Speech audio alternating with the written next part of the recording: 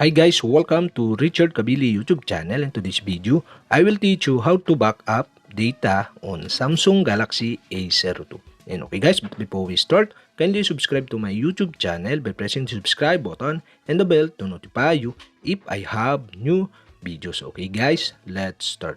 So okay guys, all you have to do is go to setting in your Samsung Galaxy A02. In settings, scroll down and find the account and backup. Okay, tap this.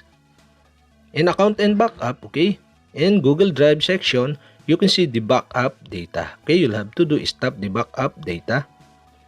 And okay guys, in this tutorial, I'll show you how to back up data on Samsung Galaxy A02.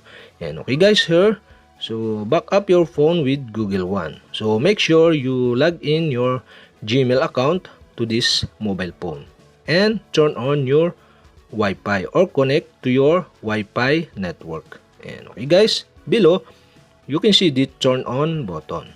And okay, you'll have to do is tap the turn on button. And okay guys, now you can see the account storage. Okay, here the account storage is my Gmail account. And you can see the backup Google One. And on the right side, you can see the switch button is on. And you can see the no data backup. And to back up, okay, you'll have to do is tap the backup now button. So if the backup now button is tapped, your phone back up automatically over Wi-Fi after it has been idle and charging for 2 hours. And okay guys, so tap the backup now button to back up your data on this mobile phone. Okay guys, we have successfully backed up your data on your mobile phone. And okay guys, okay, you can see also below the backup details. Okay, you can see the details of your mobile phone here. And also in advanced settings, okay, you can see the backup using mobile data.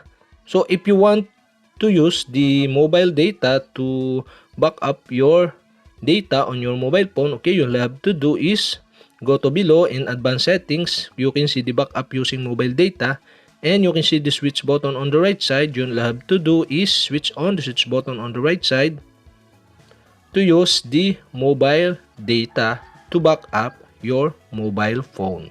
And okay guys, that's it. We have successfully backed up the data on Samsung Galaxy A02. And okay guys, if you have a question, kindly comment below. And don't forget to hit the subscribe button and the bell to notify you if I have new videos. Okay guys, thank you for watching.